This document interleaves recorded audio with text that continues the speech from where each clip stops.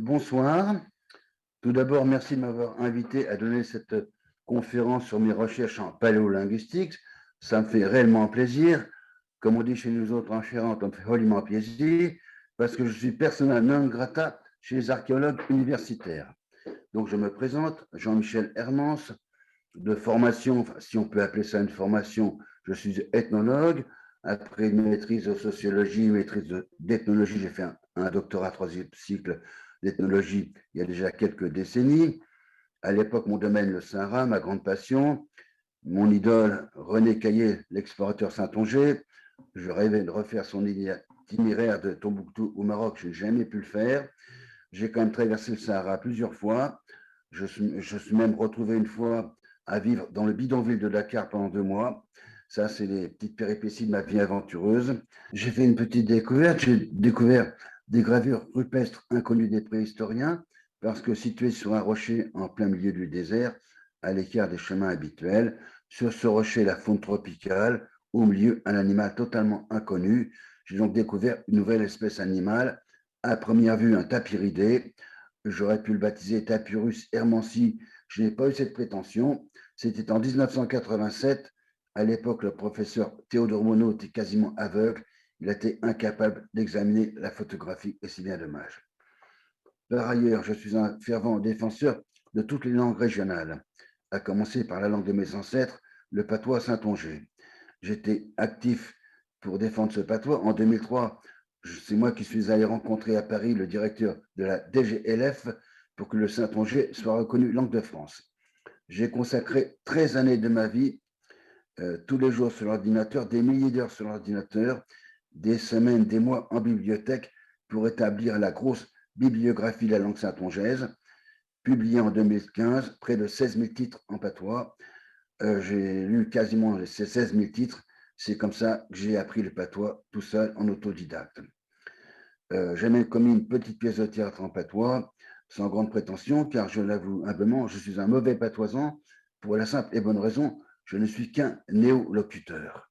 Mais tu patois chanté qui est tout collé. Et ben, on était là parler des pesants, d'autres fois les montres en même. Je parle à bon si tellement holly, si tellement beau, cool comme le bleu, faut pas qu'au sport, là, ce serait vraiment bas dommage. Je pense que nos amis Gabaye, qui sont les Saint-Angers de Gironde, m'auront compris. Enfin, dernier aspect de ma personnalité, j'ai une seconde patrie à laquelle je suis très attaché, les Philippines. Je m'y rends maintenant depuis 30 ans. J'ai épousé une Philippine, j'ai vécu plusieurs années. J'ai eu un coup de chance il y a 28 ans. Dans ma vie, j'ai pas mal de problèmes, même quelques drames. De temps en temps, j'ai un coup de chance. J'ai un coup de chance parce que j'ai pu acquérir une plage de 70 mètres parce qu'il y a 28 ans, les prix étaient encore très abordables. Aujourd'hui, les prix des plages ont été multipliés par 25. Alors aujourd'hui, j'ai une belle maison sur la plage et je suis même le seul Français à posséder des rizières aux Philippines, des petites rizières, hein. Alors quand je suis aux Philippines, je vis comme les Philippins, avec les Philippins. Étant moi-même déjà catholique pratiquant, donc je participe à toutes les activités religieuses du village, toutes les processions, et je vais à la messe tous les dimanches à 4h30 le matin. Alors, vivant avec les Philippins, j'ai eu la chance, je pense que c'est exceptionnel, de manger une fois du boutiti, le poisson lune. C'est le poisson qui possède un poison violent. Il n'y a que les vieux pêcheurs traditionnels qui le mangent. Les femmes ne le mangent pas. Même aujourd'hui, les jeunes pêcheurs ne le mangent plus. Je pense être le seul Français à en avoir mangé, hein. Je suis également le seul Français à avoir traversé la basilique du Santo Niño, la cathédrale de Sidougou, sur les genoux, parce qu'à une époque, j'avais eu un problème inattendu de santé. Et le soir, je m'étais retrouvé quasiment mort. Vraiment, j'ai été sauvé d'extrême, à la dernière limite, par un docteur d'Ormoc. Et pour remercier le Seigneur d'être encore en vie, donc j'ai effectué cette tradition philippine, traverser la basilique sur les genoux. Alors, au début, aux Philippines, j'ai vécu 3 ans au sein de ma belle famille. Moi, je suis un chercheur très curieux, enfin, curiosité scientifique. Je suis même un fouineur. Donc, j'ai pu découvrir petit à petit la face cachée de la culture philippine, c'est l'animisme. Les Philippins sont 100% animistes. Une fois, c'est il y a très longtemps, il y a plus de 25 ans, j'avais un petit bobo sur le genou. On a fait venir ma femme m'avait prévenu que j'avais dû traverser la rivière sans demander l'autorisation à l'esprit de la rivière. où j'avais marché sur une fourmilière habitée par un esprit. Donc, je devais payer. On avait fait venir le vieux sorcier, à l'époque, il y a plus de 25 ans, hein, pour guérir. Il soufflait sur le genou, il faisait semblant de cracher sur le genou en proférant des incantations. C'était il y a plus de 25 ans. Aujourd'hui, cherchez pas des sorciers comme ça aux Philippines, il n'y en a plus. C'est terminé. C'est une vieille tradition complètement oubliée. Même 95% des Philippins ne connaissent même pas cette tradition. Une autre fois, on m'avait averti que des gens mal intentionnés avaient procédé à des rituels magiques carrément pour me tuer. Alors, je n'étais pas très rassuré. Heureusement, ma belle-mère, fille de chaman, qui est animiste traditionnaliste, connaît tout. Elle m'a fait boire évidemment une potion magique, ça c'est le minimum. Mais surtout, j'avais dû dormir pendant une semaine avec une pierre noire attachée sur le nombril. Donc, j'ai très bien connu l'animisme philippin de l'intérieur. Il y a une dizaine d'années, j'ai publié un livre, Découverte de la culture philippine. Alors, enfin, je dois dire, je suis officier dans l'ordre chevaleresque philippin, les Chevaliers de Rizal. Alors, j'ai d'autres facettes à ma personnalité, mais on va en rester là. Revenons à nos moutons, la civilisation des mégalithes. Alors, je me passionne pour cette civilisation depuis 30 ans. À la Bibliothèque nationale, j'ai lu tout ce que j'ai pu trouver sur le sujet, des dizaines d'ouvrages. J'ai été abonné à la revue Kadat et j'ai vu avec intérêt et même admiration toutes les vidéos d'Howard Crowers et Quentin Leplat. Mais je n'ai jamais eu de réponse à ma question: qui était ce peuple des mégalithes? D'où venait-il? Les préhistoriens le disent, ils ne le savent pas. Même Howard Crowers, qui est le plus grand spécialiste de la civilisation mégalithique aujourd'hui, le dit, il ne sait pas qui a érigé Karnak. Alors moi, modestement, après quelques années d'études, de recherche et de découverte, j'espère, grâce à cette vidéo, pouvoir vous montrer qui était ce peuple des mégalithes et d'où il venait. Aujourd'hui, pour moi, c'est très clair, il n'y a plus aucun doute. Ce que j'espère, c'est simplement réussir à vous convaincre. Moi, je ne cherche pas de problème avec personne. Je voudrais simplement que tous les amis des mégalithes collaborent. Moi, chacun dans son domaine. Moi, la linguistique, d'autres la géométrie, d'autres l'archéoastronomie, d'autres l'archéologie. Alors, pourquoi suis-je persona non grata chez les archéologues? Je pense parce que je dis faire de la paléolinguistique à partir de la langue parlée à l'âge du bronze. Or, pour tous ces éminents scientifiques, on ne connaît absolument rien de cette langue, ce qui s'appelle rien du tout. Ils ne connaissent même pas un mot, le noir total. Donc forcément, pour eux, on ne peut pas faire de paléolinguistique à partir d'une langue dont on ne connaît rien. Alors moi, une de mes passions dans la vie, c'était la recherche en bibliothèque. Dans ma vie, j'ai passé des mois, peut-être bout à bout des années, sur les bancs de la Bibliothèque nationale. J'ai recherché un texte, un écrit sur la langue de l'âge du bronze. À la nationale, département linguistique, des milliers d'ouvrages, pas un seul sur l'âge du bronze. Absolument rien. Ça veut dire qu'à première vue, on ne connaît rien sur cette langue.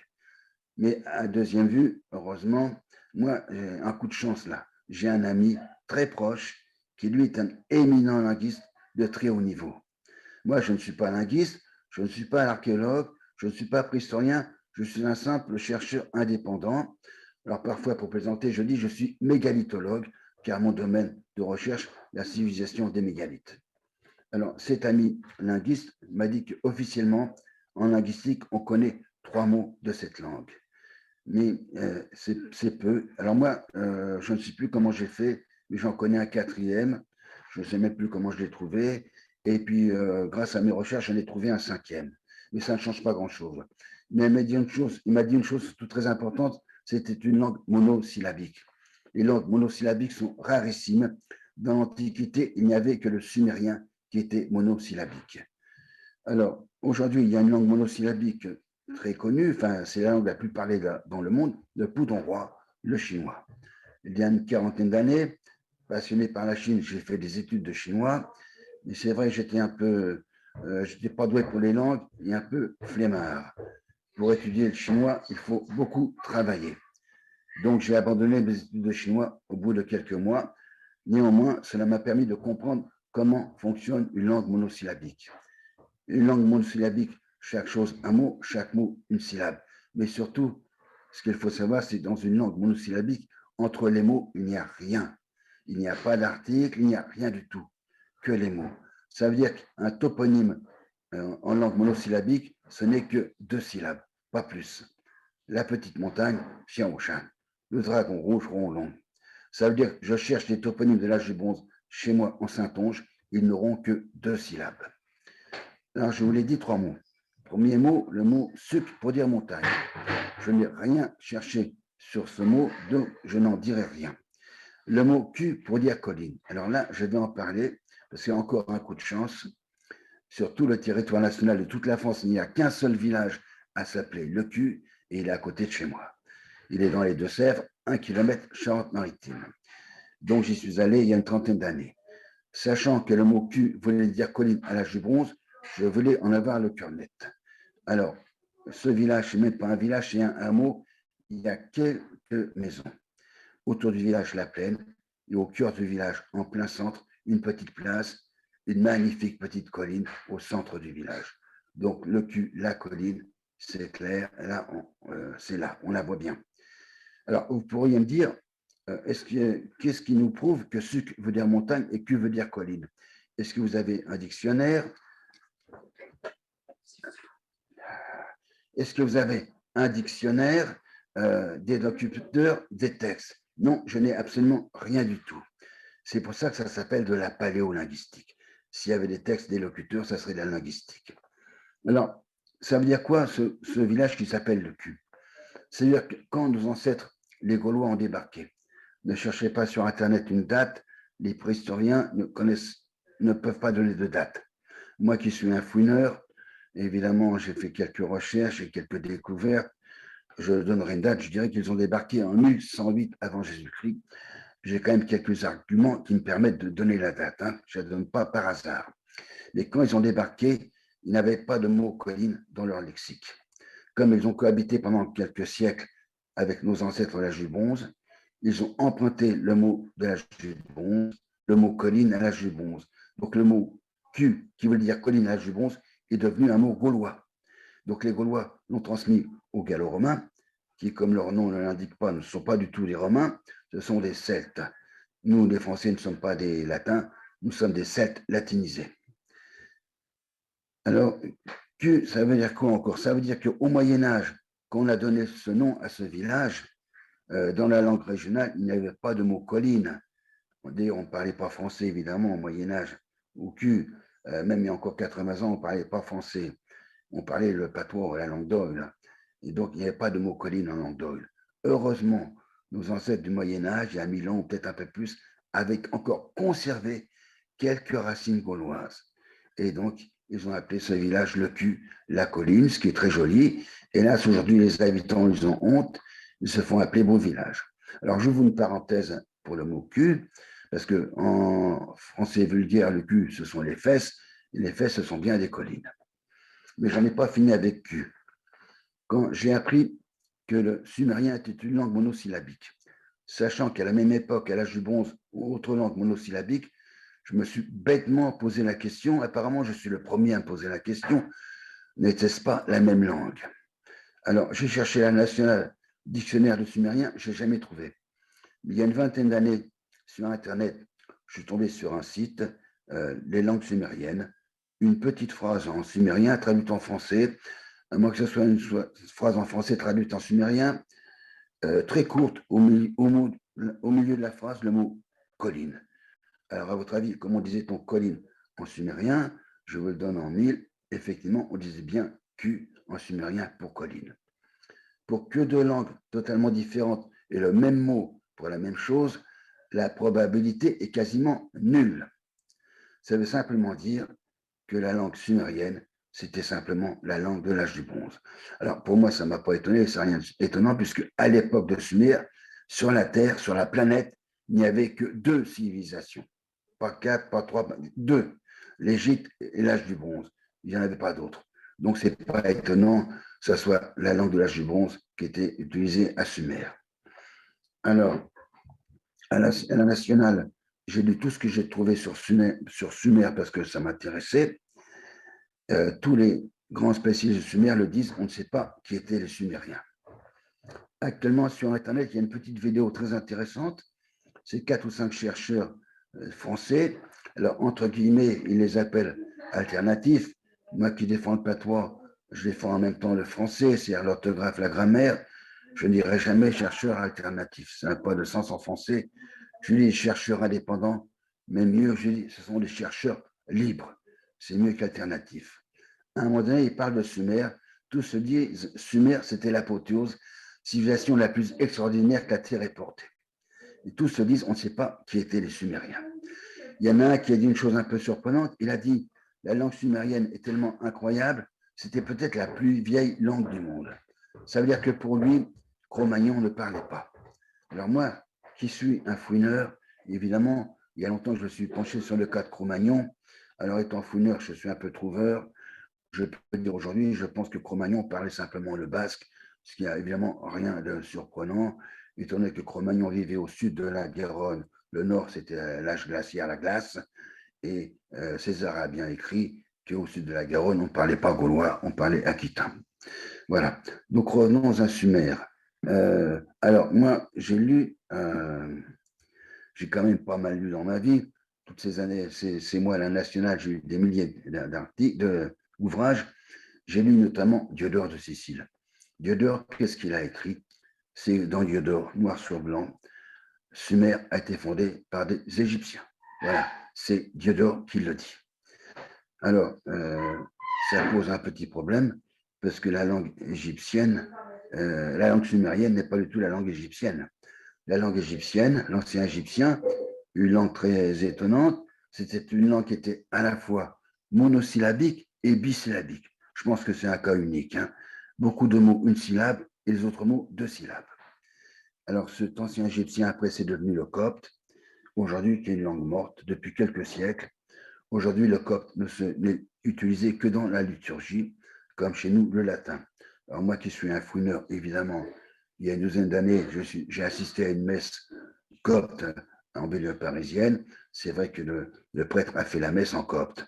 Moi, ça me changeait parce qu'à l'époque, quand j'étais à Paris, cette époque, j'allais toujours à la messe des Chaldéens en araméen.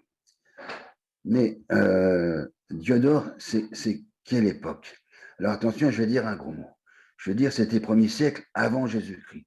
Je dis avant que ce soit interdit parce que ça risque d'être interdit.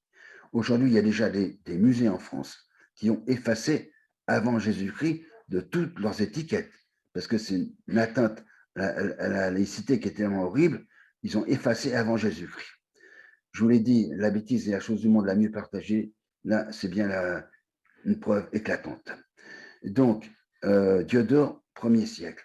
À l'époque, en Égypte, qui avait le savoir? Les prêtres. Les prêtres égyptiens, depuis des siècles, depuis des millénaires, transmettaient de maître à disciple la tradition, le savoir à la connaissance. Donc, à l'époque de Diodore, les prêtres égyptiens savaient encore que Sumer a été fondé par des Égyptiens. Alors, les prêtres égyptiens, ce ne sont pas des affabulateurs, ce ne sont pas non plus des rigolos, des plaisantins. On peut leur faire confiance. Si les prêtres égyptiens disent que Sumer a été fondé par des Égyptiens, je pense qu'on peut leur faire confiance. Diodore nous dit qu'à l'époque pharaonique, en Égypte, il y avait des prêtres, des grands prêtres, astronomes, astrologues, très recherchés, très réputés. Et ils sont tous partis à Sumer. C'est ce que dit Diodore. Qui étaient les prêtres, astronomes, astrologues en Égypte? L'astrologie, ce n'est pas une science égyptienne. C'était la science de nos ancêtres l'âge du bronze. Ce sont eux qui ont découvert, qui ont inventé l'astronomie 6000 avant Jésus-Christ. J'en parlerai plus tard dans la conférence, j'en donnerai la preuve. Hein. Donc, c'était nos ancêtres l'âge du bronze qui étaient expatriés en Égypte et qui étaient astronomes, astrologues. Ce n'est pas très étonnant quand on sait quand même que ce sont eux qui ont érigé les pyramides. Alors, un prêtre astronome, astrologue, il y en a un qu'on connaît bien, il s'appelle Bérose. C'est un chaldéen. C'est lui qui a écrit Histoire de la Chaldée. Alors, Bérose, la Chaldée, le chaldéen, ça veut dire qu'il habitait à Sumer, toujours au même endroit, mais 1000 ans après Sumer. Donc, on ne parlait plus sumérien. Mais Bérose savait quand même lire le cunéiforme. Il ne le parlait pas, mais il le lisait. c'est parce que comme le cunéiforme est une langue monosyllabique, c'est vrai qu'on peut la lire sans la parler. On peut lire le chinois couramment sans parler un mot de chinois. Il suffit d'apprendre le nom en français des idéogrammes. Donc, Béroz a bien dit que toute sa science, c'était la science des Sumériens. Il a dit également que les habitants de Sumer étaient arrivés par bateau. Alors ça m'a un peu turlupiné, comme on dit en français. Moi, je préfère le patois. En patois, on dit ça carcine les sangs. On m'a carciné les sangs parce qu'il n'y avait pas de canal de Suez. Nos ancêtres étaient des marins, des navigateurs. Comment ont-ils fait pour rejoindre la mer Rouge? On m'a carciné les sangs pendant des années, jusqu'au jour où j'ai appris que si, à l'époque pharaonique, il y a eu un canal de creuset, ni la mer Rouge. Il n'y en a plus aujourd'hui parce que 6000 ans de vent de sable, il n'y a plus de canal. Mais à l'époque, ils ont emprunté ce canal. Nos ancêtres, c'était quand même des agriculteurs. Ils n'allaient pas s'implanter en plein milieu du désert.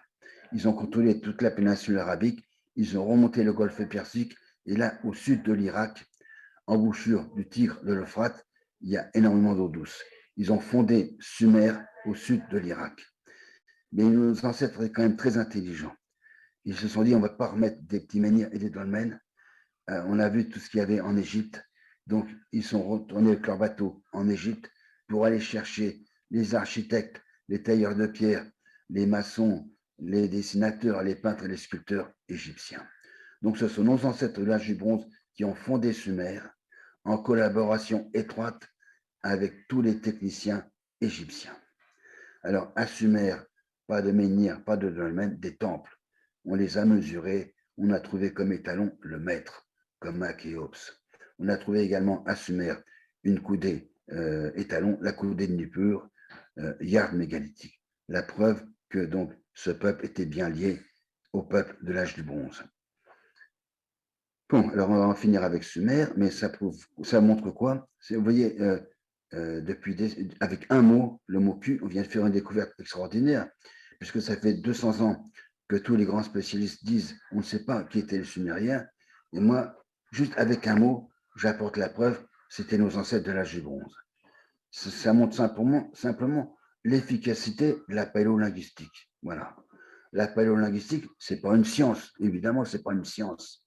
C'est juste un petit truc, une astuce. Je pense que c'est simplement un peu de bon sens. C'est tout.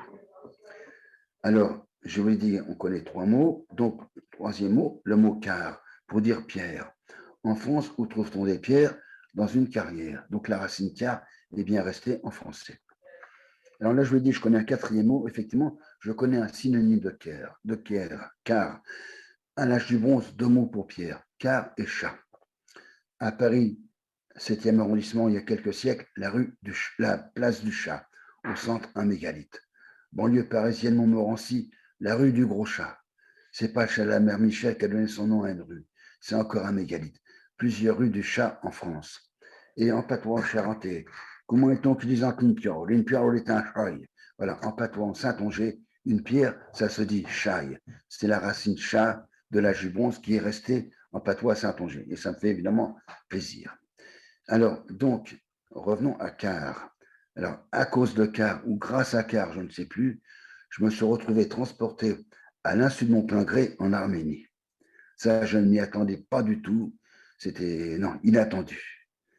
Pourquoi? Parce que Car, aujourd'hui en arménien, ça veut dire pierre, comme chez nous il y a 6000 ans. Les Arméniens disent Car pour pierre. Et les Arméniens, ils ont une supériorité par rapport à nous. Leur tradition orale remonte à plusieurs millénaires. Les Arméniens savent que ce mot car, ils l'ont emprunté au peuple qui a construit tous les mégalithes en Arménie 5500 avant Jésus-Christ. Voilà. Ils savent très bien, c'est le peuple des mégalithes qui disait car pour pierre. Les Arméniens ont conservé un 2e mot de ce peuple, le mot Hari pour soleil. Alors moi, quand j'ai vu ces 2 mots, Hari, soleil, car, pierre, je n'ai pas aucun doute parce que ce sont 2 mots typiques que je connais très bien de la langue de l'âge du bronze. Mais, alors, qu'est-ce qu'on trouve en Arménie?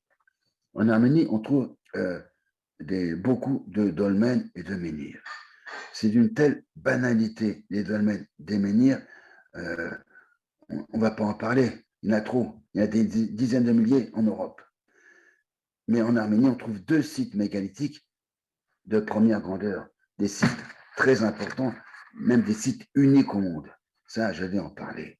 Oui, en Arménie, on trouve la plus ancienne et la plus longue avenue mégalithique de la planète, à Artechem. Ce sont 3 rangées de mégalithes sur plusieurs kilomètres de long. Voilà. Alors, les préhistoriens, les archéologues ne savent pas pourquoi ces avenues mégalithiques. Non. Alors, moi qui suis un fouineur, oui, je veux dire, il y en a d'autres en Europe, hein, très belle. West Kenneck en Angleterre, elle est magnifique. Il y en a une très belle en Allemagne également, mais un peu courte. Il y en a une en Pologne, il y en a une petite en Tchéquie. Là, en Tchéquie, elle est très étroite pour moi. Pour plaisanter, je dis c'est une rue mégalithique, ce n'est pas une avenue. Mais vous savez, je suis un fouineur. Alors moi, j'ai trouvé une avenue mégalithique. Eh oui, chez nous autres, évidemment, en Saintonge, hein. Pas en Normandie ni en Lorraine. Non, chez nous, dans le village de ma mère, on est Saintonge, j'ai découvert une avenue mégalithique. Je suis le seul à la voir. Je vous le dis tout de suite, personne ne voit d'avenue mégalithique à Aulnay-Saintonge. Il y a moi qui en vois une. Et pourtant, elle est belle et bien là. Aujourd'hui, la route passe au milieu de cette avenue. Les gens qui passent en voiture, qu'est-ce qu'ils voient de chaque côté de la route? Ils voient en Charente, on dit des palissses, des haies. Mais moi, je ne vois pas des palissses. Parce que des haies, chez moi, ce sont des petits arbustes qui poussent dans la terre. Voilà. Et moi, de chaque côté de la route, je ne vois pas des arbustes dans la terre. Je vois des murs. De chaque côté de la route, il y a un mur. Et les arbustes poussent sur le mur. Voilà. Ils ne poussent pas par terre, ils sont sur le mur. Mais le mur était là bien avant les arbustes. Alors, ce mur, j'ai mesuré 1 mètre de haut, 90 cm d'épaisseur. Mais j'ai pris la longueur exactement 500 yards mégalithiques. Voilà. Alors, pour que ça fasse juste 500 yards, ce ne peut pas être le hasard. S'il y avait 480 yards ou 530 yards, on dirait, ça ne veut rien dire, mais ça fait juste 500 yards, c'est bien la preuve que ces murs ont été érigés à l'âge du bronze. De toute façon, ce ne sont pas les paysans saintongais qui s'amusent à construire des murs d'1 mètre de haut au milieu des champs. Bon. Donc, voilà, en Arménie, un autre site extrêmement important, le plus vieux cromlech au monde, Karaounj, est le seul avec les pierres percées. Ce sont des pierres qui pèsent des centaines de kilos. En haut de chaque pierre, une petite ouverture, un opercule. Pour viser quoi? Pas les lapins dans la plaine, pas le soleil. Ça ne peut être que pour viser la nuit, les constellations, les étoiles. Ça veut dire que ce peuple était déjà astronome, 5500 avant Jésus-Christ. Mais alors, ce peuple qui a érigé ces grands sites mégalithiques en Arménie, étaient des autochtones? Non, c'étaient des envahisseurs, des migrants. Ils venaient de quelques centaines de kilomètres au nord, ils venaient de Circassie. Alors, la Circassie, c'est quoi? C'est où? C'est la région qui est à cheval sur la Russie et l'Abkhazie. La frontière passe au milieu. C'est la région où aujourd'hui les habitants parlent les langues adyguéennes. Alors, que trouve-t-on en Circassie? En Circassie, on trouve les plus anciens mégalithes au monde, des dolmens. Il y en a une soixantaine. C'est 6000 avant Jésus-Christ. Avant cette date, aucun mégalithe nulle part dans le monde. Les plus anciens, c'est Circassie, 6000 avant Jésus-Christ. Ça veut donc simplement dire que la civilisation des mégalithes est née en Circassie 6000 avant Jésus-Christ. C'est très important parce que ce sont nos ancêtres, à nous les Français. Oui, vous allez le voir, ce sont nos ancêtres qui étaient dans le Caucase il y a 8000 ans. Bon, je n'aurais jamais cru avant, mais bon, maintenant je le sais, j'ai les preuves quand même. Hein. Donc, alors, ces dolmens du Circassie sont quand même particuliers parce que, en gros, ce sont des cubes avec des tables de dizaines de tonnes. Ils sont massifs, hein, énormes, imposants. Mais il y a un des murs qui est percé d'une petite ouverture circulaire au bas du mur, hein, pas en haut, au bas. Ça m'a intrigué pendant quelques années, on m'a carciné les sangs. Pourquoi une ouverture circulaire? Parce que j'ai trouvé absolument aucun document sur la question, rien. Apparemment, les préhistoriens français ne s'intéressent pas trop à ces dolmens. Alors, je pense avoir quand même trouvé, parce que qu'est-ce qu'il y a de circulaire sur la Terre? À part les tournesols et marguerites, je ne vois rien, mais dans le ciel, la Lune, le Soleil. Eh oui. Alors, l'ouverture circulaire tout au bas du mur, ça ne peut être pour que le lever du Soleil, évidemment. Ce n'est pas pour la Lune, c'est pour le lever du Soleil. Alors, ces gens étaient le premier peuple monothéiste au monde, un Dieu unique, le Soleil. Donc, ils adoraient le Soleil. Pour les à la hauteur du Soleil, quel est le jour le plus important de l'année? C'est le solstice d'hiver. C'est le jour où le Soleil renaît. C'est la renaissance du Soleil tous les ans, solstice d'hiver. Donc, c'est la plus grande fête de l'année, évidemment. Alors, cette fête du solstice, donc c'était la plus grande fête pour tous les hommes des mégalithes pendant 5000 ans, jusqu'à l'arrivée des Celtes chez nous. Mais on l'a vu sur plusieurs sites mégalithiques que les Gaulois ont repris toutes les fêtes de l'âge du bronze, toutes les mêmes dates, les mêmes fêtes. Donc c'était encore la grande fête chez les Gaulois. Et en 274 après Jésus-Christ, l'empereur romain Aurélien crée une nouvelle fête, Dies Sol Invictus, Soleil invaincu. Il a pris encore le solstice. Il a choisi une date précise, 25 décembre. Et au Moyen-Âge, quand nos ancêtres ont choisi une date pour Noël, ben, il y en avait qui avaient dû lire un peu les auteurs latins. Ils ont pris cette date du Soleil invaincu, ils ont repris le 25 décembre. Ça veut dire que depuis 8000 ans, la plus grande fête de l'année dans tout le monde occidental, c'est le solstice d'hiver. Parce qu'à même encore aujourd'hui, Noël est quand même la plus grande fête, parce que c'est une fête catholique, mais moi j'ai un ami très proche, un ami d'enfance, qui est athée à 100%, qui a une crèche dans son salon à Noël. Eh oui, et il est athée. Hein. Je sais que beaucoup de musulmans et de juifs ont un sapin de Noël. C'est la fête la plus fêtée dans tout le monde occidental depuis 8000 ans. Voilà, le nouveau soleil. Alors, donc, j'en ai pas fini avec ces dolmens parce que en Russie, heureusement, c'est comme ici, il y a quelques fouineurs comme moi. Il y en a un prénommé Victor. Lui, qu'est-ce qu'il a fait? Il a pris la carte. Sur la carte, il a mis l'emplacement de chaque dolmen de Circassie. Qu'est-ce qu'il a vu? Ça dessine les constellations dans le ciel. C'est incroyable, extraordinaire, mais c'est la preuve matérielle que ce peuple était déjà astronome. Donc les premiers astronomes de l'humanité, 6000 avant Jésus-Christ, nos ancêtres. Mais alors, ça pose un problème, parce que comment ils ont pu aligner les dolmens? Parce que certains dolmens, il y a 30 km entre chaque dolmen. Entre les deux, il y a des collines, il y a des forêts. On ne voit pas. On ne peut pas aligner des Vésus, c'est impossible. Comment ont-ils pu aligner en Savandrone? On n'en sait rien, mais c'est aligné. Alors, ce problème des alignements des sites mégalithiques, c'est quand même un gros problème parce que le problème se pose chez nous en Europe occidentale. Alors, Quentin Leplat, qui est le grand spécialiste de la géométrie sacrée mégalithique, a fait une petite vidéo sur le sujet il y a quelques semaines. Alors, j'ouvre une parenthèse à propos de Quentin Leplat. C'est le seul qui a eu la gentillesse d'écrire une préface pour mon livre, hein, fermons la parenthèse. Donc, effectivement, chez nous en Europe aussi, il y a des alignements mégalithiques. On ne sait pas comment on a pu les aligner. Alors, chez moi, en Saintonge, Charente-Maritime, Montguillon, sud des départements, le grand dolmen, la Pierre Folle, plus beau dolmen du département. Mais à Montguillon, il y a aussi un fouineur comme moi, M. Bordelais, architecte. Lui, il a fait comme Victor en Circassie, il a pris la carte. Et sur la carte, il a tracé les emplacements de tous les petits mégalithes.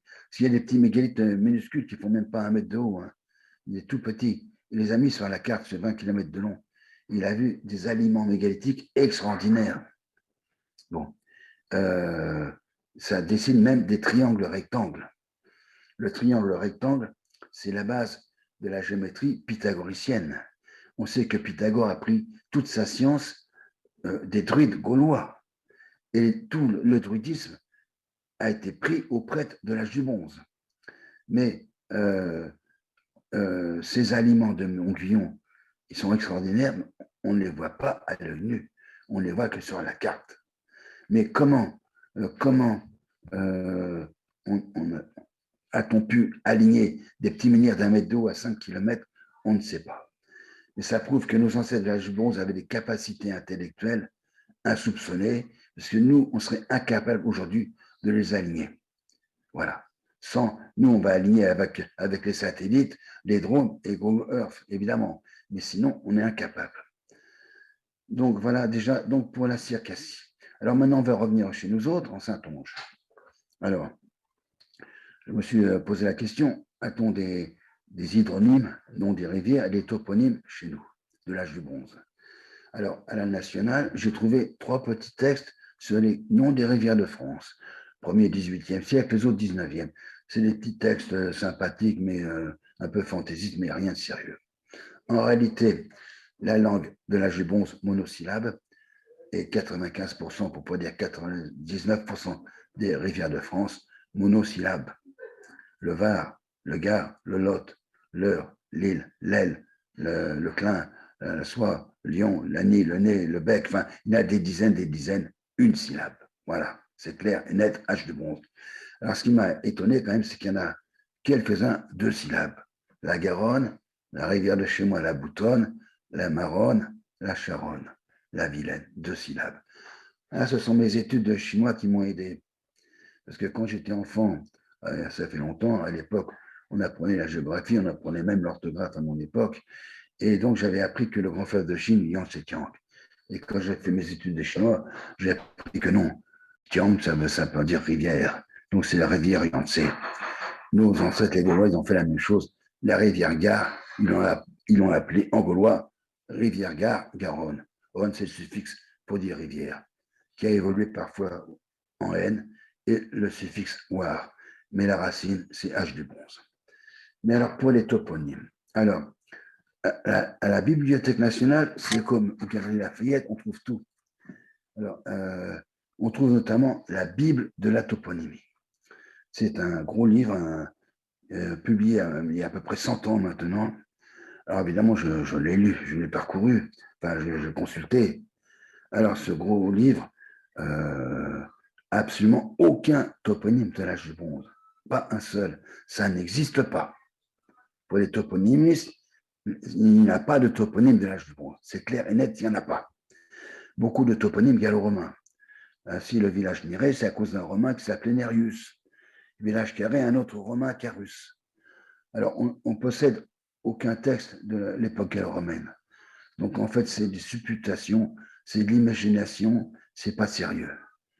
Néré comme Carré, c'est très simple, âge du bronze. Alors, moi, j'ai fait une petite découverte quand même.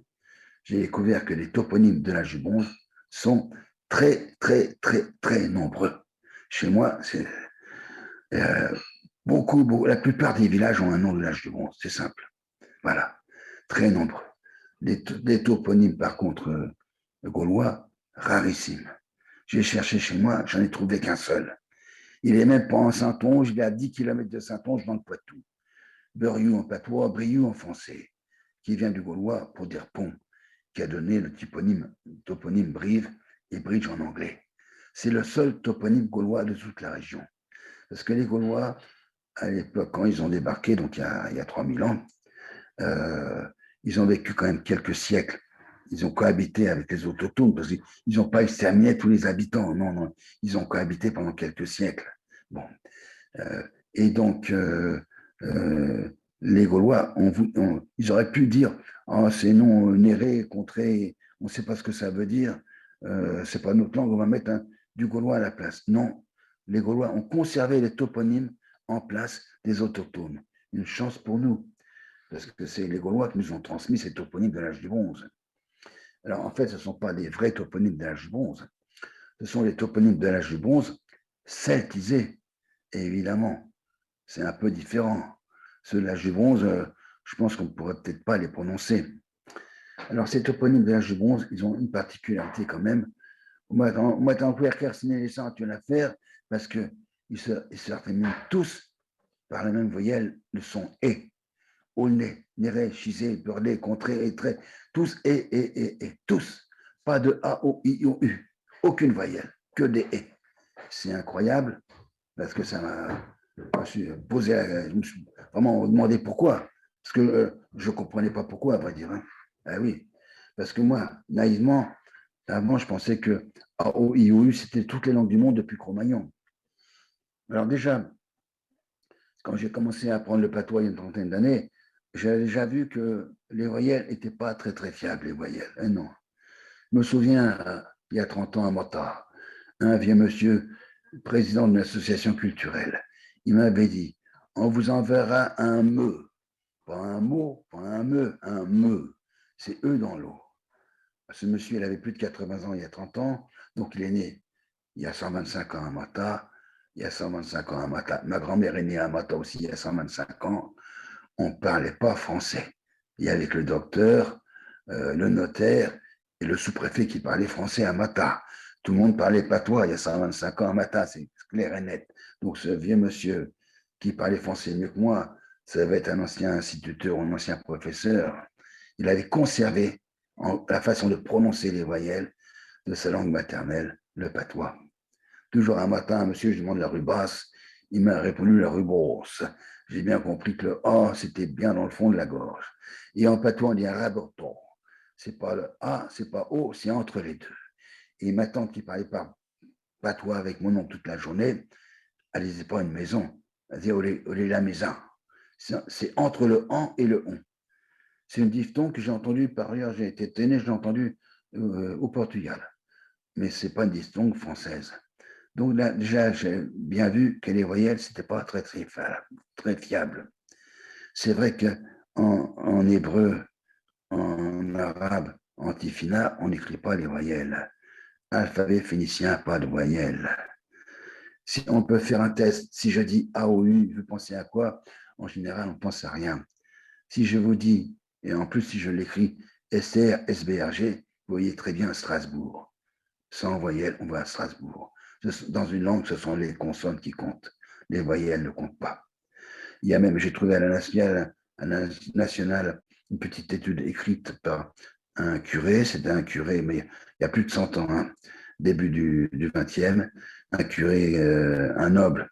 À son époque, les curés nobles lui parlaient couramment latin et grec, évidemment, et hébreu. Il a écrit toute une étude, c'est à la nationale, pour expliquer qu'à l'origine, les langues sémitiques n'avaient pas de voyelles. C'est même zéro voyelle. Voilà. Alors, j'ai regardé les langues parlées en Circassie, là où il y a les plus anciens dolmens. Il y a 5 langues.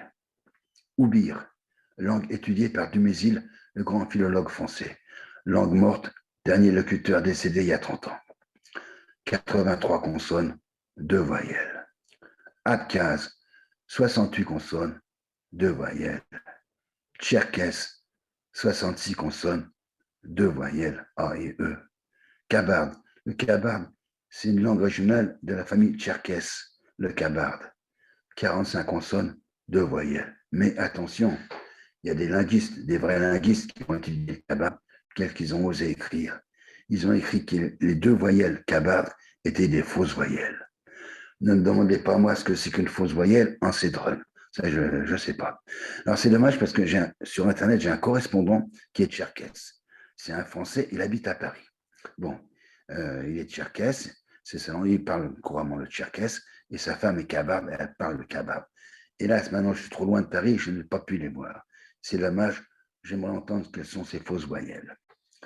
C'est pour vous dire que les voyelles sont très fiables, on peut pas s'y fier. Alors, à l'âge du bronze, quelles étaient les voyelles de la langue de l'âge du bronze? En Savandrone, on ne sait pas. Mais ce qui est clair, c'est que pour les Gaulois, ça devait être tellement compliqué à prononcer qu'ils ont utilisé le son et pour tous les toponymes. Voilà. Parce que sinon, c'était imprononçable pour eux. Ça va être, voilà. Surtout que c'est non monosyllabique, donc avec des tons qui devaient être très compliqués, certainement. Donc voilà. Mais dans le nord de la France, c'est la voyelle I. Ce sont les mêmes toponymes. Hein. Chez nous, c'est Poissé. Là-haut, c'est Poissy. C'est les mêmes toponymes. On ne s'occupe pas des voyelles. Hein. Bon. Voilà pour là, les, les toponymes de la Jubonze. Mais on va continuer parce que j'ai voulu savoir les toponymes de la Jubonze autour du village de ma mère, au nez de Saint-Onge. Je vous l'ai dit, je suis un fouineur, donc je vois des choses que les gens normaux, c'est les gens qui ne sont pas fouineurs, ne voient pas. Moi, à Aulnay, je vois des mégalithes reliques. Les gens, eux, ils voient des pierres. Bon, voilà. Bon. Mais surtout, il y a des choses à Aulnay qui m'ont fait penser depuis déjà quelques décennies qu'à la Jubonze, Aulnay devait être soit un centre sacré, soit le chef-lieu à la Jubonze. Aujourd'hui, je pense que c'est un centre sacré. Alors, j'ai fait comme Victor en Circassie et comme Bordelais à Montguyon. J'ai pris la carte. Et sur la carte, j'ai tracé les deux lignes des solstices été-hiver, levé et couché. Donc, au nez au centre. À droite et à gauche, deux petits triangles. Ces petits triangles ont une surface très petite par rapport à la surface totale de la région. Alors, levé, solstice d'été, nord-est. Juste sur la ligne, un village ré, monosyllabe. C'est le seul village de la région monosyllabe. Il y a plusieurs villages ré. Il y a même des petits lieux dits ré, Saint-Georges-de-Ré et au bout, l'île de Ré. Si on ressort de la région, on remonte 150 km, Pays de Ré, Morbihan, Pointe-du-Raz. Alors, lever du soleil, équinoxe, un village contré. Lever du soleil, solstice d'hiver, donc c'est nouveau soleil, Néré. Alors, coucher du soleil, on va à La Rochelle. Dans ce triangle, 8 villages avec Ré. En dehors du triangle, au nord et au sud, c'est 20 fois plus grand en surface, aucun toponyme avec Ré. Ils sont tous là entre les solstices. Alors j'en ai conclu, peut-être bêtement, que Ré, c'était le nom du dieu soleil de nos ancêtres de la Jubonze. Voilà. Alors ça m'a fait plaisir de faire une découverte, évidemment. Oui, je suis content parce que je suis le premier à avoir fait cette découverte. Mais on m'a encore carcené les sangs parce que je me suis dit, quand je vais raconter ça aux archéologues, qu'est-ce qu'ils vont dire? Ça, je m'y attends. Quand je vais dire que Ré, c'était le soleil de l'âge du bronze, ils vont me dire, Hermance, c'est abruti. Ré, à l'âge du bronze. Ré, tout le monde sait, c'est en Égypte. C'est pas à l'âge du bronze. Ré, c'est le soleil égyptien, pas de l'âge du bronze. C'est clair, ils vont me dire ça, j'en suis sûr. On m'a carcené les sangs jusqu'au jour où, encore un coup de chance, à la Bibliothèque nationale, je vais toujours au sous-sol, salle des recherches. Ce jour-là, salle sous-sol fermée, je vais aux salles du rez-de-chaussée, les salles grand public, les livres sont en libre service dans les rayons. Je fais contre mauvaise fortune bon cœur, je prends un gros livre, pas totalement au hasard quand même, les pharaons d'Égypte. Toute la généalogie des pharaons d'Égypte. Et au milieu, il y a un pharaon, tous ses enfants, une quinzaine d'enfants. Le premier, truc, Amon, dieu solaire égyptien. Deuxième, machin Amon. Troisième, bidule Amon. Quatrième, truc Ré. Cinquième, machin Ré, etc. Les trois premiers Amon, tous les autres Ré. Quand j'ai découvert ça, j'étais quand même un peu stupéfait parce que ça veut dire qu'à une époque, les Égyptiens ont adopté le dieu de nos ancêtres. Ils ont abandonné Amon pour prendre Ré. Alors, j'ai fait une bêtise, je reconnais, mais à max de ma culpa, j'ai égaré cette fiche de lecture. Il y a quelques mois, pour compléter mon livre, j'ai ressorti toutes mes fiches de lecture de mon armoire. Alors, 30 ans à la nationale, c'est des centaines de fiches de lecture, des centaines. Je les ai toutes relues une par une, ça m'a pris une semaine. J'ai redécouvert des choses que j'avais oubliées. Impossible de mettre la main sur ce livre. Et c'est dommage parce que du coup, je n'ai pas la date. Et c'est dommage. Mais voilà, avec Ray. Donc, maintenant, on va retourner en Circassie. Donc, en Circassie, oui. Donc, ils étaient les mégalithiques étaient d'abord en Circassie 6000 avant Jésus-Christ, Arménie 5500, et après Karnak 4500. Mais entre l'Arménie et Karnak, c'est loin. Et oui, entre les deux, il y a une étape entre les deux. La Bulgarie. Et oui, Varna. Alors, je me suis toujours posé la question, pourquoi il bougeait tout le temps, pourquoi il déménageait J'ai trouvé la réponse il y a quelques temps. Alors, c'était 6000 avant Jésus-Christ. 6000 avant Jésus-Christ, donc ils avaient déjà un Dieu unique, le soleil, et c'était quand même animiste, parce que tous les peuples de la terre, tous, sans exception, ont été animistes, c'est sûr et certain.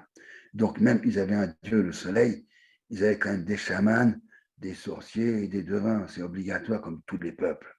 Donc, alors eux, quand on faisait leur réunion de grands prêtres du soleil, entre eux, ils parlaient d'écologie. Alors ils disaient, ah, notre Dieu, il est grand, il est beau, il est fort, il est chaud, mais il bouge tout le temps. Pourquoi il bouge? Ça, on ne sait pas, c'est pourquoi il bouge. C'est la grosse question. Théologie 6000 avant Jésus-Christ. Ils avaient une chance inouïe par rapport à nous, parce qu'ils voyaient leur Dieu de leurs yeux. Extraordinaire. Nous, on ne peut pas voir Dieu, évidemment. Nous, chez nous, de temps en temps, il y a des apparitions mariales, oui, mais c'est quand même le niveau en dessous, c'est pas Dieu. Alors, je vais ouvrir une petite parenthèse sur ma vie privée. Enfin, moi, j'ai pas vu Dieu. Évidemment, j'ai pas eu d'apparition mariale parce que j'en suis pas digne, évidemment, mais j'ai quand même vu mon ange gardien et je l'ai réellement vu, de mes yeux vus. J'étais pas sous, j'avais pas pris de drogue, je l'ai réellement vu. C'est clair et net, hein. C'était il y a une quarantaine d'années. J'étais célibataire, j'habitais à Paris. À l'époque, j'avais des petits problèmes. Je ne vais pas trop en parler, ces petits problèmes que j'avais avec la magie, avec l'au-delà. Bon, ça m'angoissait un petit peu. Alors moi, je crois profondément en Dieu, je prie le Seigneur tous les soirs avant de m'endormir, évidemment. Mais ce soir-là, je l'ai très, très fatigué. Je me suis endormi en priant. Donc j'étais dans mon lit, je priais en dormant, ou je dormais en priant, je ne sais pas. Mais j'ai ouvert les yeux tout d'un coup, et il était là au pied de mon lit. J'ai très, très, très bien vu. Donc c'était un accident, évidemment, on n'a pas le droit de les voir, hein. Là, c'était un accident, parce que je priais en dormant, c'est ça qui a déclenché cet accident. Et puis j'ai ouvert les yeux tout d'un coup, d'ailleurs. Et alors là, c'est l'ange gardien, quand il a vu que je le voyais, évidemment, il s'est effacé, c'est normal, on n'a pas le droit de les voir. Heureusement, parce que si on les voyait, ça serait le bazar sur la terre, hein. Bon, on ne les voit pas. Mais donc, quand il a vu que j'ai ouvert les yeux, il s'est effacé. Mais ce que j'ai découvert, je ne le savais pas évidemment, c'est qu'un ange gardien, ça ne s'efface pas tout d'un coup. Ça s'efface tout doucement, en partant du bas, comme si on remonte un rideau du bas vers le haut. Ça a pris donc 5, 6, 10 secondes, je ne sais pas, pour s'effacer doucement. Donc j'ai eu très bien le temps de le voir. Alors, il n'avait pas des ailes dans le dos, hein. Il n'était pas en blanc, c'était un jeune homme, disons 20 ans, une vingtaine d'années, un jeune homme, un Français, quoi, hein, comme on voit dans la rue tous les jours, bien habillé, correct, voilà. Mais il était là, mais je l'ai bien vu de mes yeux. Voilà. Donc, mais revenons maintenant à la Circassie. Donc, eux, ils avaient des chamans qui, eux, étaient en relation avec les esprits. Donc, un jour, je pense qu'un de leurs chamans qui était en transe avec les esprits, il leur dit, les esprits me parlent, ils me disent, Dieu, il va vers l'ouest. Il va vers l'ouest, c'est parce qu'il nous montre le chemin. Il veut qu'on aille vers l'ouest. C'est la volonté de Dieu. Dieu nous demande d'aller vers l'ouest. Comme ils étaient très, très religieux, évidemment, ils ont dit, ah, allez, prends le bas de combat, grand déménagement, tout le monde vers l'ouest. Grand déménagement de Circassie vers l'ouest. Manque de chance, vers l'ouest, la mer Noire. Et oui, donc ils se sont retrouvés à l'insu de leur plein gré au sud, en Arménie. Ce n'était pas prévu. Mais une chance extraordinaire pour nous, parce que si c'était retrouvé au nord, eh ben, il n'y aurait jamais eu Karnak. Non, il n'y aurait jamais eu Karnak si c'était retrouvé au nord. Peut-être même il n'y aurait jamais eu de civilisation des mégalithes en Europe occidentale. C'est possible. Grâce à Dieu, ils sont retrouvés au sud, en Arménie. Parce qu'en Arménie, au bout de 500 ans, toujours pareil, Dieu va vers l'ouest, il faut aller vers l'ouest. Et là, heureusement, il y a la Turquie, donc c'est plus facile pour aller vers l'ouest. Et au bout, la Bulgarie. En Bulgarie, Varna. Varna, 2 syllabes, H du bronze. Circassie, Sochi, 2 syllabes, H du bronze. Alors, qu'est-ce qu'on trouve à Varna? Alors, encore des dolmens, des menhirs, évidemment. On ne va pas en parler, c'est trop banal. On trouve des cromlechs à Varna. On trouve surtout la plus ancienne colline artificielle. Magnifique colline artificielle. Il y en a en France, il y en a en Angleterre. Là, c'est la plus ancienne, 5000 avant Jésus-Christ. Apparemment, elle n'intéresse pas les archéologues français, non. Mais bon, elle est très belle, cette colline. Mais à Varna est très connue chez les archéologues, très réputée pour ses tombes. C'est ce qui fait la réputation de Varna. très connu, parce que c'est les plus anciennes tombes avec de l'or, mais pas peu d'or. Elles regorgent d'or, elles sont pleines d'or. À Varna, c'est incroyable. Donc, c'est la réputation de Varna. Alors, il y a des tombes à Varna, maintenant, avec des dizaines d'artefacts, ils sont tous en or. Moi, les artefacts, ça ne m'intéresse pas. Je ne fais pas d'archéologie et surtout, je ne veux pas faire d'archéologie, j'en suis incapable. Je fais l'archéologie spirituelle comme Paul Lecourt, fondateur de l'Atlantis il y a 100 ans. Alors, pour l'archéologie spirituelle, à Varna, je trouve quand même un artefact qui m'intéresse. Une petite feuille en or de largeur 10,3 cm et diagonale nombre d'or. C'est quoi nombre d'or?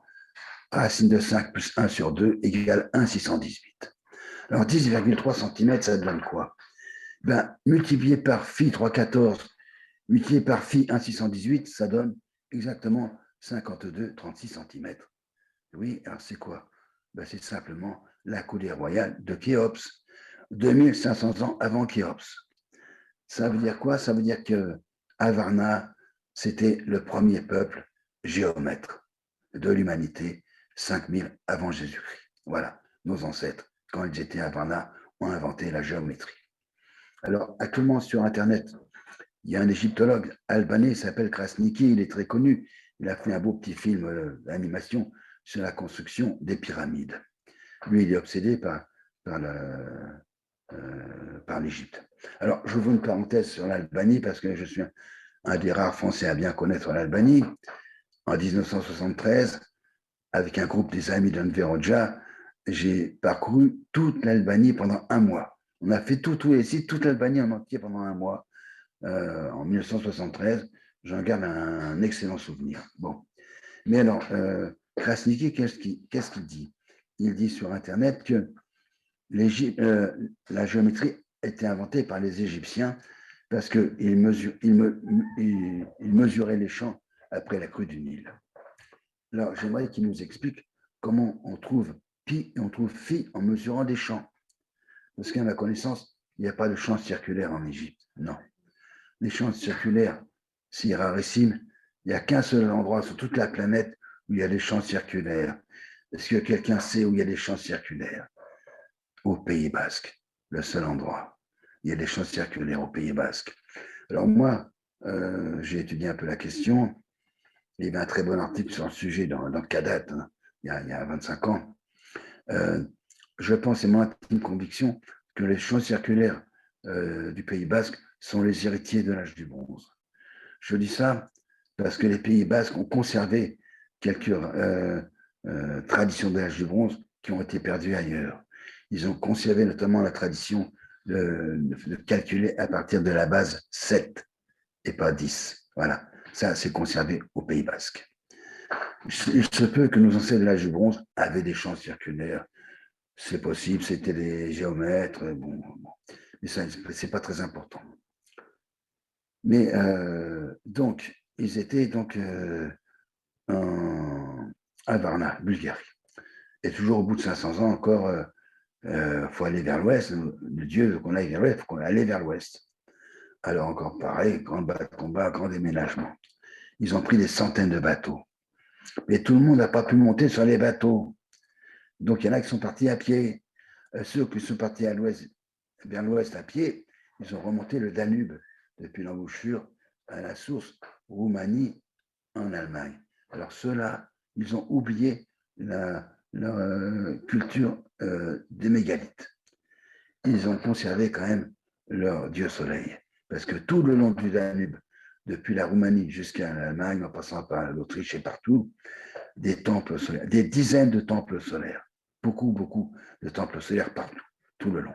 Voilà, ça, ce sont nos ancêtres qui sont revenus de Varna à pied.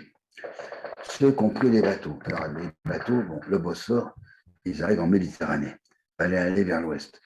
Ça n'a pas été facile parce que, avec toutes les îles qu'il y a en Grèce, etc., pour aller vers l'ouest, ça a dû être très, très compliqué. Après, l'Adriatique, c'est un cul-de-sac. Très, très compliqué. Ça a dû prendre des années avant d'arriver au bout la Méditerranée, Gibraltar. Alors là, ils ont vu qu'en face, il n'y a plus rien. Ça monte au nord, ça va au sud. Alors, ils se disent, ben, on fait quoi? On se partage en deux, la moitié vers le nord, la moitié vers le sud. Et ceux qui ont trouvé un endroit pour s'implanter, on se retrouve là pour le dire. OK.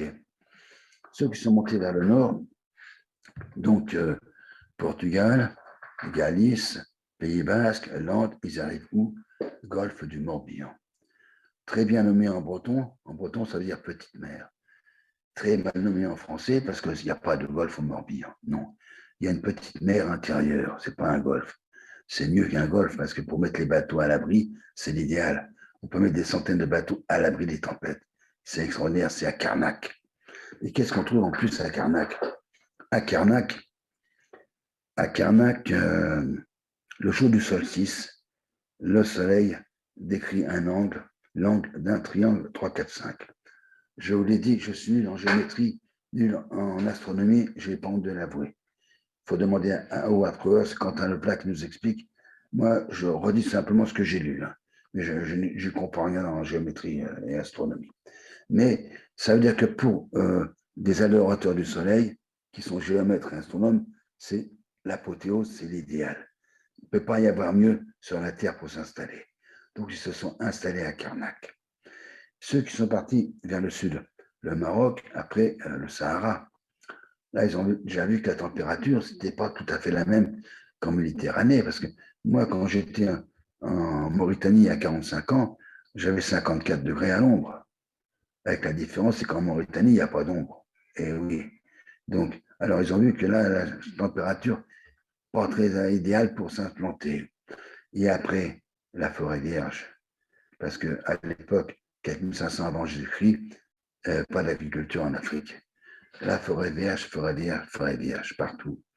Alors, à une île de Guinée-Bissau, Bibracte, ils ont dit là, il faut qu'on laisse quand même quelque chose en héritage, qu'on montre notre passage. Dans cette île se trouve aujourd'hui ce que les autochtones appellent le temple du soleil. Il est en pierre, c'est comme un gros dolmen en pierre, appelé temple du soleil par les autochtones de Guinée-Bissau. Alors, ce temple du soleil, ne cherchez pas sur Internet, vous ne trouvez rien. J'ai cherché, il n'est pas sur Internet. Comment je sais qu'il y a un temple du soleil en Guinée-Bissau? Ben, encore un coup de chance pour moi, extraordinaire. Parce que je pense qu'en France, on se compte peut-être sur le doigt de la main.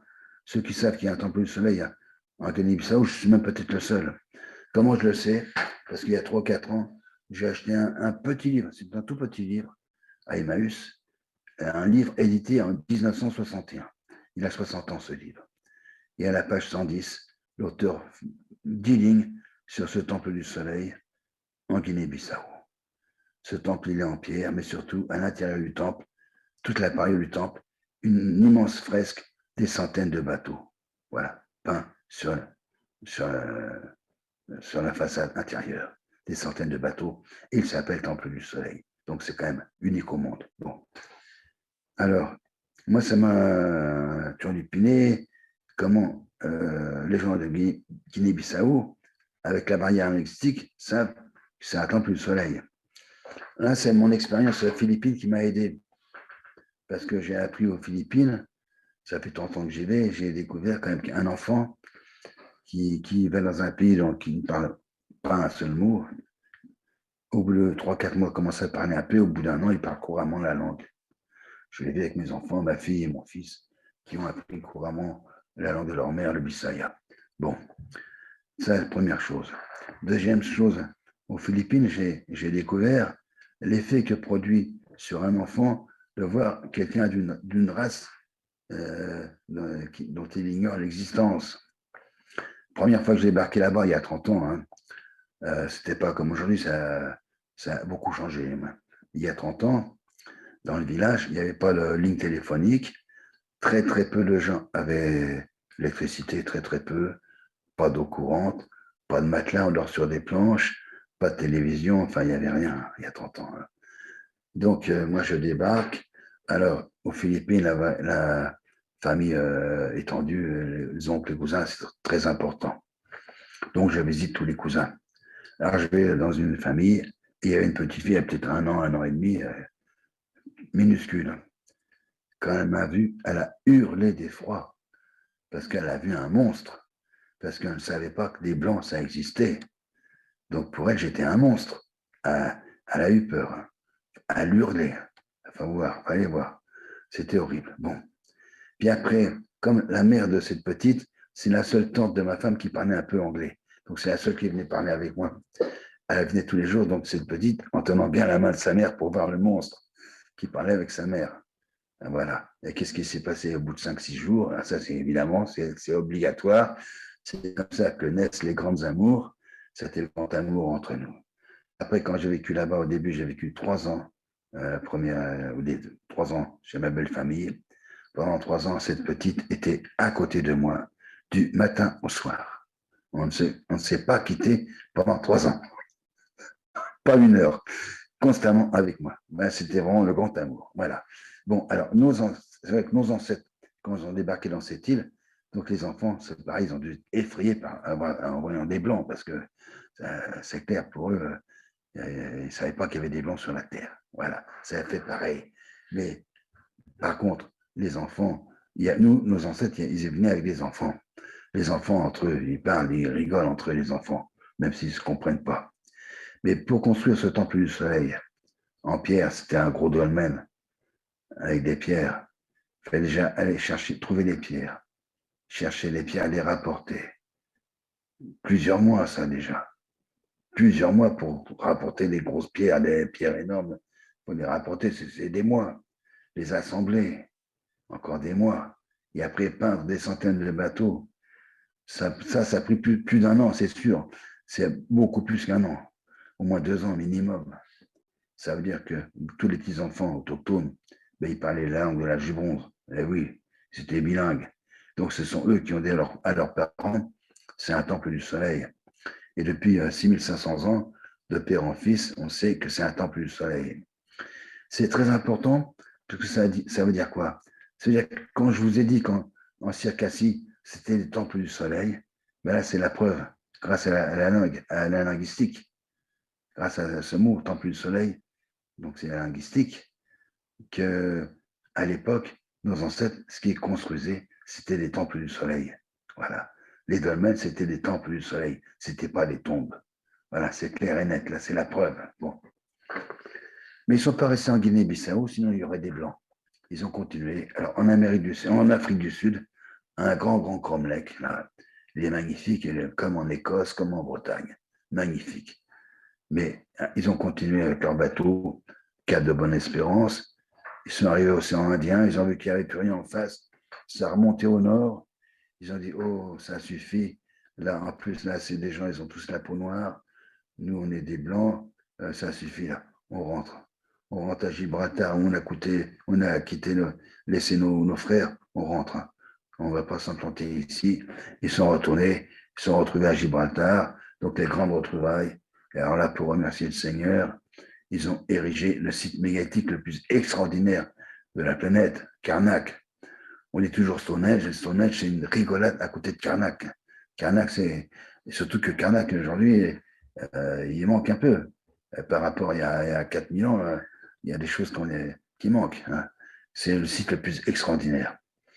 Donc, nos ancêtres se sont implantés là en Bretagne.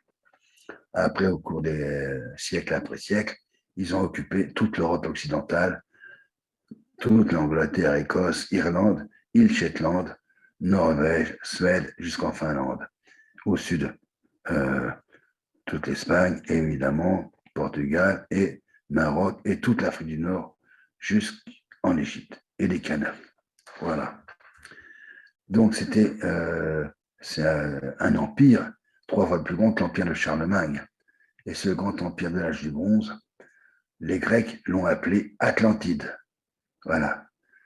Ce qui veut dire en grec pays des Atlants. Voilà.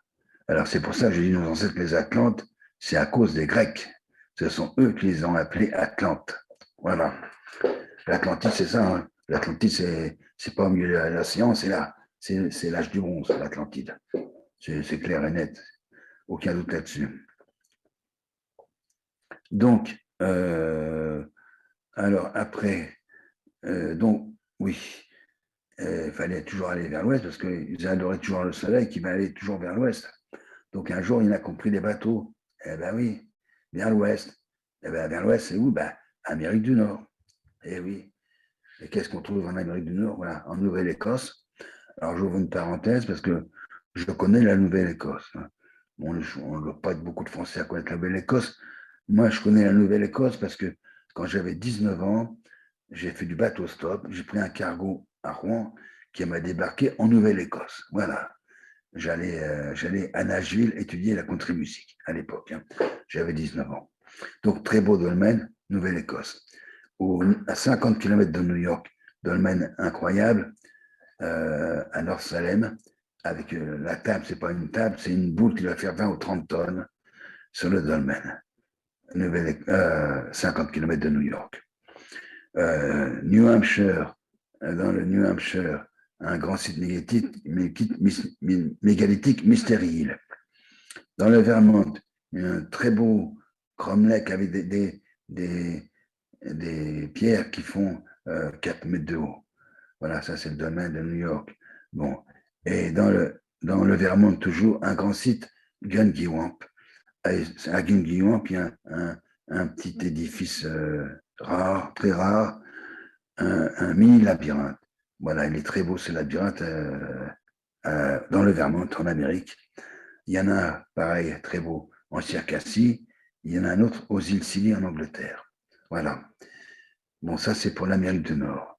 Mais je vous l'ai dit, nos ancêtres, ils étaient aux Canaries. Aux Canaries, il y a une pyramide magnifique, beaucoup plus belle que Barnenaise. Elle doit être d'ailleurs beaucoup plus récente. Elle est magnifique, la pyramide des Canaries, elle est très belle. Hein. Alors là, ils ont encore pris des bateaux pour aller vers l'ouest.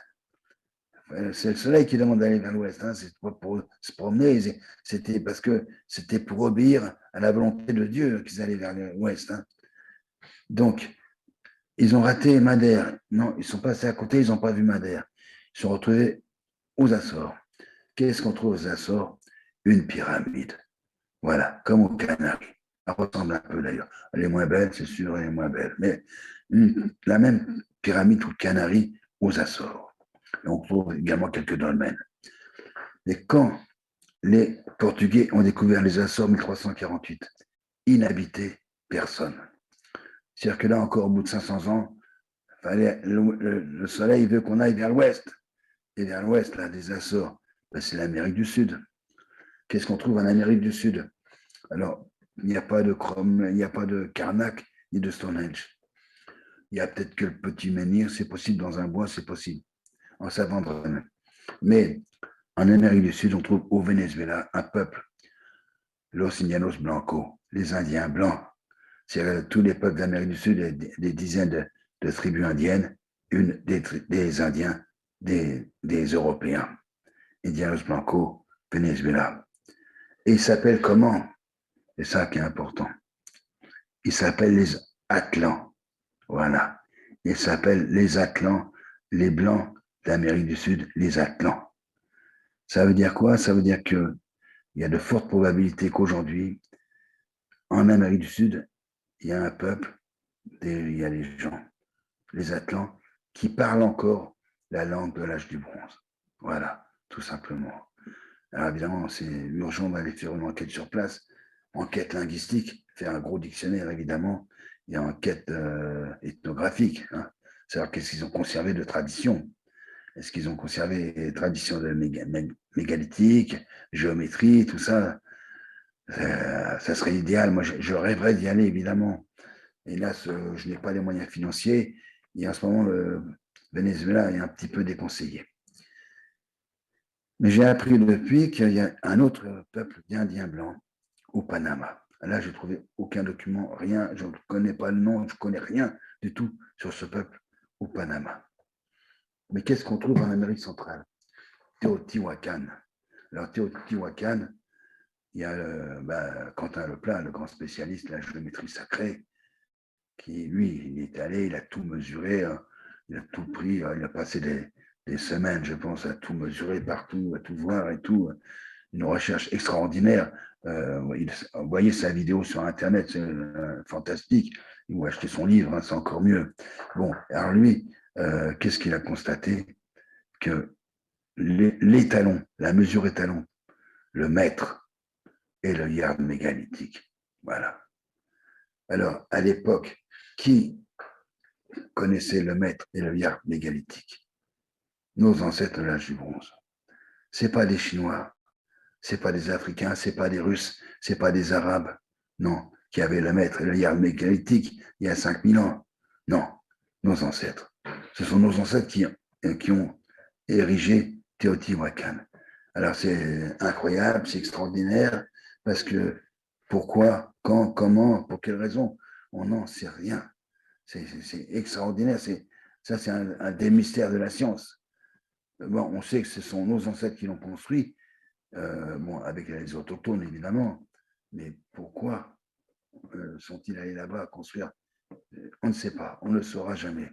C'est dommage. Mais alors, il n'y a pas d'Indiens blancs au Mexique. Il se peut que nos ancêtres qui ont érigé Teotihuacan, après ce gros travail qui a dû prendre peut-être des dizaines d'années, parce que c'est, oui, des dizaines d'années, ça ne s'est pas fait en un an, ni même en 2 ans, c'est impossible. Des dizaines d'années, ben, comme c'était à l'époque, au départ, des marins, des navigateurs, se sont rabattus sur la mer, sur l'océan, et se sont installés donc au Panama. C'est possible. C'est une hypothèse, hein, bon, tout est possible. Voilà. Donc, je pense que j'ai parlé de toute l'histoire de nos ancêtres, tout ce qu'ils ont fait. Alors, dans mon livre, je parle beaucoup d'autres sujets. J'ai un grand chapitre sur l'Atlantide. Moi, il y a 40 ou une quarantaine d'années, j'avais passé à peu près 2 semaines à la Nationale à lire tout ce que j'avais pu trouver sur l'Atlantide. Mais depuis, j'ai fait des découvertes importantes sur l'Atlantide.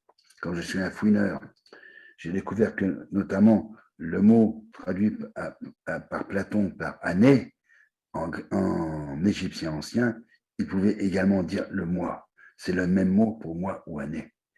Donc, Platon nous parle de 9000 ans avant Jésus-Christ, avant lui.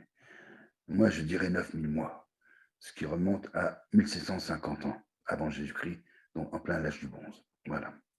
Et puis, j'ai découvert un scientifique, un universitaire grec qui parle le grec ancien. Qu'est-ce qu'il a dit? Il dit que le mot utilisé par Platon, qui a été traduit en français, en anglais par île, avait 5 sens en grec ancien. Ce mot, ça peut être une île, ça peut être un promontoire, ça peut être un cap, ça peut être une côte. C'est pas du tout forcément une île. C'était traduit par île, mais c'est pas du tout sûr que ce soit une île. Ça change tout. Ça veut dire que l'Atlantide, c'est pas 9000 ans avant Jésus-Christ au milieu de l'Atlantique, c'est sur la côte, là, peut-être en Saintonge ou en Bretagne, 1750 avant Jésus-Christ. Donc ça change beaucoup. Il y a un gros chapitre sur Hyperborée, j'ai un chapitre sur Pythagore, un chapitre sur le druide gaulois, un chapitre sur tous les bijoux de l'âge du bronze, un gros chapitre sur tous les toponymes des méganites, un chapitre sur les peuples de la mer. J'ai 3 chapitres sur les pyramides. J'ai beaucoup de chapitres dans mon livre et 300 photos de tous les sites les plus importants mégalithiques de l'âge du monde, les plus importants sites mégalithiques de la planète. 69 pays, 300 photos. Voilà. Alors ce livre, il devait être publié par mon éditeur à l'automne dernier. À cause de la Covid, mon éditeur a perdu beaucoup d'argent. Il n'a pas pu le publier. Et là, je viens d'apprendre il y a quelques semaines qu'il ne pourrait pas publier avant 2022. Autrement dit, je cherche un nouvel éditeur. Voilà. Donc, je pense que j'ai terminé. Je pense. Ite missa est.